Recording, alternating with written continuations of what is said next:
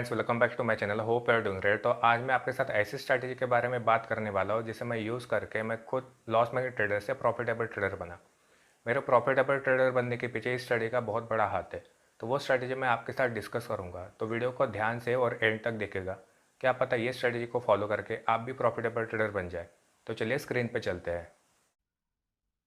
तो दोस्तों, मैं आज बात करने वाला हूँ एक ऐसी स्ट्रैटेजी के बारे में जिसे मैंने यूज़ करके अपनी खुद की ट्रेडिंग को चेंज किया। जो मैं पहले लॉस मेकिंग ट्रेडर था, तो इस स्ट्रैटेजी को यूज़ करके मैं धीरे धीरे प्रॉफिटेबल ट्रेडर बना। दरअसल ये स्ट्रैटेजी इतनी सिंपल है कि लोग सोचते हैं कि इस स्ट्रैटेजी से कैसे पैसा बनेगा, तो लोग इस स्ट्रैटेजी को इग्नोर करते हैं। दरअसल मैं तो कहता हूँ कि 99% लोग इस स्ट्रैटेजी को फॉलो ही नहीं करते, और इसीलिए स्टॉक मार्केट में 99% ऑफ लोग लॉस मेकिंग ट्रेडर है, क्योंकि उनको लगता है यहाँ पे सिंपल सिंपल चीजें वर्क नहीं करते। और जो 1% लोग हैं जो सिंपल सिंपल चीजें यूज करते हैं, वो लोग प्रॉफिटेबल ट्रेडर है। तो समझिए, इतनी सिंपल साइकोलॉजी है। और स्टॉक मार्केट जो है 90% साइकोलॉजी का खेल है। तो जो लोग स्टॉक मार्केट की साइकोलॉजी को समझ गए, वो सभी लोग स्टॉक मार्केट में सक्सेसफुल है। तो जो लोग ट्रेडर है, इन्वेस्टर है, स्कैल्पर है, स्विंग ट्रेडर है, इन शॉर्ट जितने भी लोग स्टॉक मार्केट में काम करते हैं, वो फिर कोई भी हो, जिनको स्टॉक मार्केट की साइकोलॉजी समझ गई, वो लोग इतना पैसा बनाते हैं कि आप लोग अंदाजा नहीं लगा सकते कि वो लोग कितना पैसा कमाते हैं। तो दोस्तों, अगर आप बहुत सालों से मार्केट में ट्रेडिंग कर रहे हैं, आपको सारी टेक्निकल नॉलेज है, आपको पता है प्राइस एक्शन कैसे वर्क करता है,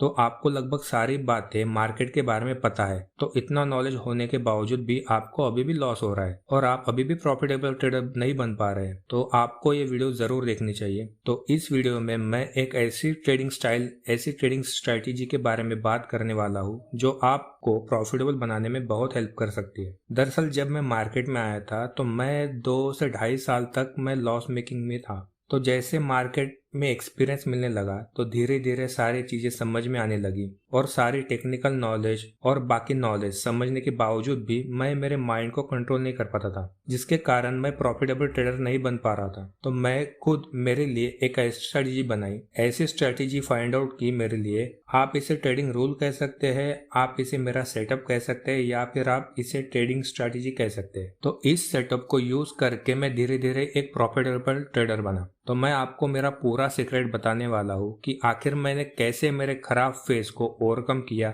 जिसे हर ट्रेडर पास होता है। तो अगर आप बहुत सालों की मेहनत के बाद भी प्रॉफिटेबल ट्रेडर नहीं बन पा रहे, तो आपको इस वीडियो को स्टार्ट टू एंड तक जरूर देखनी चाहिए। मैं गारंटी ले सकता हूँ कि ये वीडियो आपको पक्का हेल्प करने वाली है, और आपको ट्रेडिंग करियर में ये वीडियो जरूर याद रहेगी, और ये वीडियो मेरी बेस्ट वीडियो होने वाली है अब तक की। तो चलिए, अब बातें बहुत कर ली, बढ़ते हैं आगे और सीधे जानते हैं आखिर मैं ऐसी कौन सी स्ट्रैटेजी या सेटअप की बात कर रहा हूँ जो सारे प्रॉब्लम को दूर कर सकती है। दरअसल ये कोई सेटअप नहीं है, ये एक ट्रेडिंग स्टाइल है, यानी ट्रेडिंग करने का ऐसा तरीका जिसे आप अपने आप को कंट्रोल कर सकोगे। आपको पता होगा, मार्केट जो है एक रैंडम प्लेस है। अगर आप मानते हो तो अच्छी बात है, अगर आप नहीं मानते हो तो जितना जल्दी हो सके मान जाओ, क्योंकि यहाँ पे कुछ भी हो सकता है, यहाँ पे कुछ भी फिक्स नहीं है। तो मार्केट जैसी रैंडम प्लेस को हैंडल करने के लिए आपको आपकी साइकोलॉजी स्ट्रांग करनी पड़ती है, आपको आपके माइंड को स्ट्रांग करना पड़ता है, क्योंकि यहाँ पे पूरा साइकोलॉजी का खेल है। जैसे मैंने आपको स्टार्टिंग में ही बताया है कि मार्केट जो है 90% साइकोलॉजी का खेल है। जैसे बहुत से लोग जो होते हैं, मार्केट गैप अप ओपन हुआ तो वो बाइंग का ट्रेड ले लेते हैं, या गैप डाउन ओपन हुआ तो सेलिंग की पोजीशन बनाते हैं। तो जो मार्केट में बड़ा पैसा होता है, जिसे हम ऑपरेटर भी कहते हैं, वो बड़ा पैसा दरअसल रिटेलर के माइंड के साथ खेलता है। तो मैं इस रैंडम प्लेस में टिके रहने के लिए एक ऐसी ट्रेडिंग स्टाइल बताने वाला हूँ जो इन सारे प्रॉब्लम को दूर करेगी, और आपके माइंड को स्ट्रांग एंड स्टेबल बनाएगी, और आपको गाइड करेगी कि आपको क्या काम करना है, चाहे मार्केट गैप अप ओपन हो या गैप डाउन। इससे आपका माइंड जो है अफेक्ट नहीं करेगा, स्टेबल रहेगा, और आप मार्केट को शांति से देख पाओगे, समझ पाओगे, और आप जो भी सेटअप फॉलो करते हैं उसे आप अच्छे से फॉलो कर पाओगे। तो इस सेटअप को मैं कहता हूँ how to strong your psychology to become trader. तो इसमें मैं आपको कुछ पॉइंट्स एक्सप्लेन करूंगा, जिससे आप आपकी साइकोलॉजी किस तरह से इंप्रूव कर सकते हो, और आप कैसे एक एक स्टेप प्रॉफिटेबल ट्रेडर बनने के लिए आगे बढ़ सकते हो, यह मैं आपको एक्सप्लेन करूंगा। और एक कहावत है ना, plan your trade and trade your plan, यह मैं आपको सिखाऊंगा। मतलब आपको आपका ट्रेड कैसे प्लान करना है, ये हम डिस्कस करेंगे। तो चलिए, अब मैं आपको यहाँ पे एक्सप्लेन करता हूँ कि आपको क्या क्या तय करना है तो पहले इसको समझ लेते हैं कि इसको फॉलो करके होगा क्या। तो देखो, मार्केट में सारी नॉलेज होने के बावजूद भी लॉस का एक ही रीजन है, वो है साइकोलॉजी। यानी कि हमारी साइकोलॉजी एक प्रॉफिटेबल ट्रेडर जैसी नहीं हुई है। जैसे एक प्रॉफिटेबल ट्रेडर सोचता है, जैसे वो मार्केट में ट्रेडिंग करते हैं, जैसे वो मार्केट में ट्रेडिंग करते टाइम बिहेव करता है, वो अभी हम नहीं कर पा रहे। तो उसको अचीव करने के लिए हम सारी चीजों को फॉलो करना होगा। फॉलो करना मतलब हम एक रूल बना लेंगे, अपने लिए एक दायरा खींच लेंगे कि हम इस दायरे में ही रहने वाले हैं, और अगर हम इनमें से किसी भी दायरे में चले जाए तो हमसे जो बड़ी बड़ी गलतियां होती है, जो हमारे लॉस का कारण बनती है, यानी एक प्रॉफिटेबल ट्रेडर का माइंडसेट और इसके बाहर का जो भी माइंडसेट होगा वो एक लॉस मेकिंग ट्रेडर का माइंडसेट होगा। तो हम एक प्रॉफिटेबल ट्रेडर जैसा माइंडसेट बनाना है, और इसी माइंडसेट को डेवलप करने के लिए हमें कुछ रूल को फॉलो करना होगा, और मैं इन्हीं रूल को यहाँ पे डिस्कस करने वाला हूँ। जब आप इस प्रोसेस को फॉलो करने लग जाओगे और ये जो प्रोसेस है वो आपके डेली ट्रेडिंग में आ जाएगी, उस समय आपको पूरा कंसंट्रेशन चार्ट पर रहेगा, और आपको वो सारी चीजें दिखनी स्टार्ट हो जाएगी जो आप पहले उसके बारे में सोचते भी नहीं थे। तो आपको ट्रेडिंग करने से डर नहीं लगेगा, क्योंकि आपको पहले से पता रहेगा कि आप जो प्रोसेस फॉलो कर रहे हो वो आपने आपके लिए बनाई है, और इस प्रोसेस का जो भी आउटकम होगा वो भी आपको पता रहेगा। उस समय आपको क्या लग रहा है, इस पे ध्यान देने से ज्यादा आपको चार्ट पे क्या दिखाई दे रहा है उस पे आप ज्यादा ध्यान दोगे, और आप अपने आप चार्ट ट्रेड करना सीख जाओगे, और आपको चार्ट पे सपोर्ट रेजिस्टेंस कहाँ पे है वो सब दिखाई देगा, और आपको ट्रेडिंग करना बिल्कुल आसान हो जाएगा। और यही एक प्रॉफिटेबल ट्रेडर का काम होता है। जैसे जैसे हम एक प्रॉफिटेबल ट्रेडर बन जाते हैं, वैसे वैसे हम जो प्रोसेस फॉलो करते हैं वो प्रोसेस फॉलो करना हमें अच्छा लगने लगता है, और ट्रेडिंग आसान हो जाती है। तो जो भी एफर्ट्स आपको लेने हैं वो स्टार्टिंग में है, और इसीलिए इस प्रोसेस को जब मैंने फॉलो करना शुरू किया था तो मुझे रिजल्ट देखने को मिला, और आपको भी देखने को मिलेगा। तो आप साथ में नोट लिख लीजिएगा जो भी मैं आपको बता रहा हूँ। तो जो हमारा पहला पॉइंट है वो है फर्स्ट, सेव योर कैपिटल।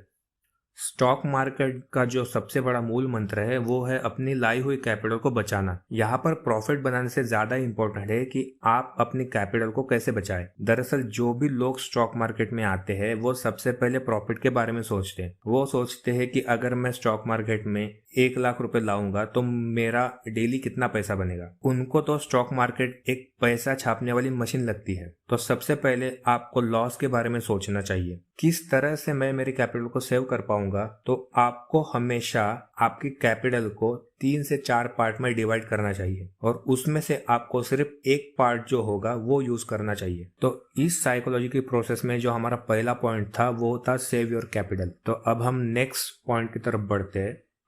तो नेक्स्ट पॉइंट जो है हमारा वो है फिक्स योर डेली लॉस।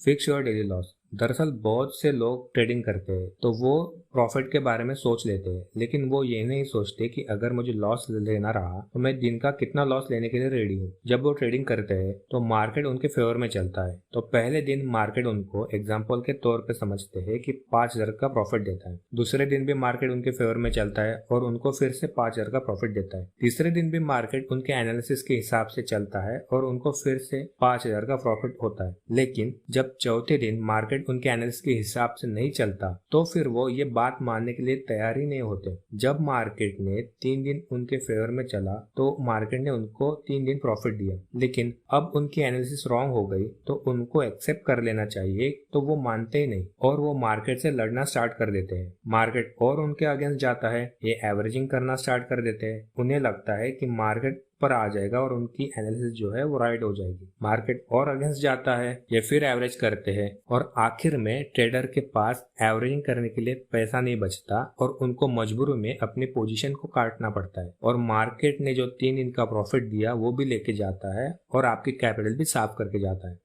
अरे भाई, मार्केट ने आपको 3 दिन दिया ना, तो वो 1 दिन आपसे मांग रहा है तो आप दे दो ना। उसे नहीं दिया था ना आपको, तो उसको 1 दिन दे दो। आपने उसको 1 दिन दिया तो वो आपको फिर से 3 दिन देगा। तो आपको मार्केट को देना आना चाहिए, और आपको मार्केट को कितना देना है वो आप डिसाइड करो। और आपने एक बार डिसाइड कर लिया कि मैं मार्केट को एग्जाम्पल के तौर पर बताता हूँ कि 5,000 रुपए दूंगा, तो मार्केट जिस दिन आपसे मांगेगा उस दिन आप खुशी खुशी दे देना। अगर आप डिसाइड नहीं करोगे कि मार्केट को कितना देना है तो फिर मार्केट आपका पूरा कैपिटल ले जाएगा। इसीलिए कहता हूँ डिसाइड कर लो आपको मार्केट को दिन का कितना देना है, आपका ऑटोमेटिक बड़ा लॉस होना कम हो जाएगा और आप प्रॉफिटेबल ट्रेडर बनने की जर्नी में शामिल हो जाओगे।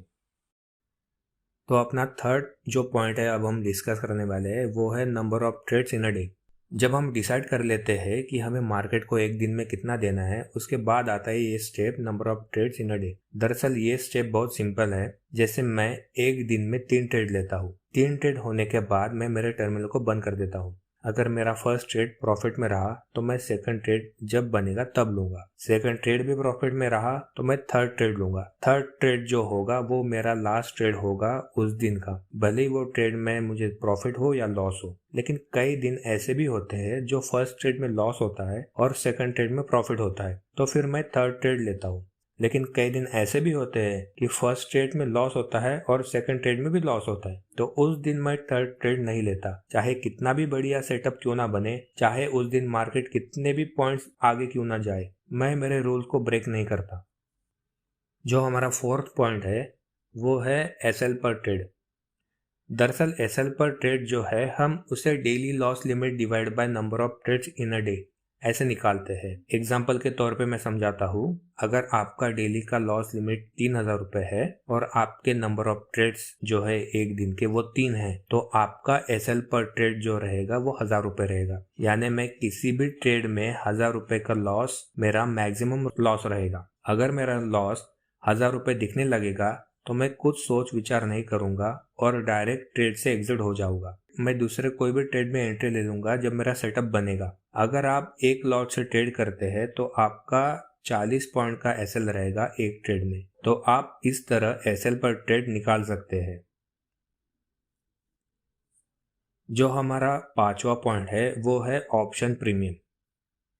ऑप्शन प्रीमियम जो है वो आप आपके एसएल के हिसाब से सिलेक्ट कर सकते हो। जैसे अभी हमने एग्जांपल के तौर पे बताया था कि एसएल पर ट्रेड हमने निकाला था 1,000 रुपए, तो एक लॉट के हिसाब से हमारा एसएल पर ट्रेड जो बना था वो 40 पॉइंट का बना था इन ऑप्शन।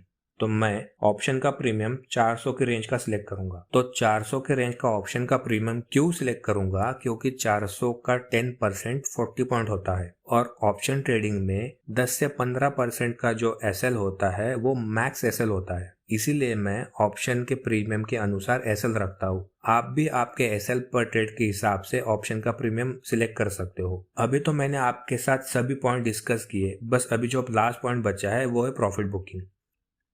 प्रॉफिट बुकिंग सब लोग अपने आप के हिसाब से बुक करते हैं। कोई रिस्क टू रिवॉर्ड के हिसाब से बुक करते हैं तो कोई मोमेंटम के हिसाब से बुक करते हैं। लेकिन मेरा यह मानना है अगर आप ऑप्शन सेलिंग करते हो तो आपको रिस्क टू रिवॉर्ड फॉलो करना चाहिए, और अगर आप ऑप्शन बायर है तो आपको मोमेंटम को ट्रेड करना चाहिए। दरअसल मैं इन दोनों को फॉलो करता हूँ। ऑप्शन सेलिंग जो लोग करते हैं उनको थीटा का एडवांटेज हर समय मिलता है, तो ऑप्शन सेलर अपना प्रॉफिट लेट बुक करेंगे तो भी उनको टाइम डिके का एडवांटेज मिलेगा। लेकिन जो लोग ऑप्शन बाइंग करते हैं उनको अपना प्रॉफिट जब मिले तब बुक करना चाहिए, क्योंकि उनको थीटा का डिसएडवांटेज रहता है। तो फॉर ऑप्शन बायर मैं कहता हूँ कि आपको मोमेंटम को फॉलो करना चाहिए। या अगर आपको ऑप्शन का प्रीमियम आपके बाइंग प्राइस से 7 to 8% भी दिखने लगता है तो आप आपकी कुछ क्वांटिटी 7 to 8% के आसपास बुक करनी चाहिए और रिमेनिंग क्वांटिटी को आप बाइंग प्राइस के आसपास शिफ्ट कर सकते हैं, क्योंकि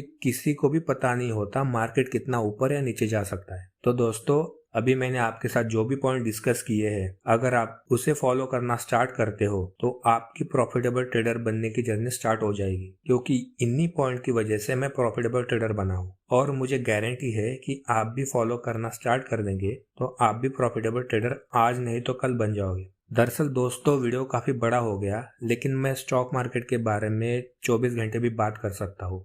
तो मैं आशा करता हूँ कि आपको वीडियो पसंद आया होगा, और अगर आपको कोई क्वेरी है तो आप कमेंट में लिख सकते हो। तो please hit the like button. तो दोस्तों आपको अगर वीडियो अच्छा लगा तो प्लीज वीडियो को लाइक शेयर कीजिएगा। तो हम मिलते हैं नेक्स्ट वीडियो में। Thanks for watching.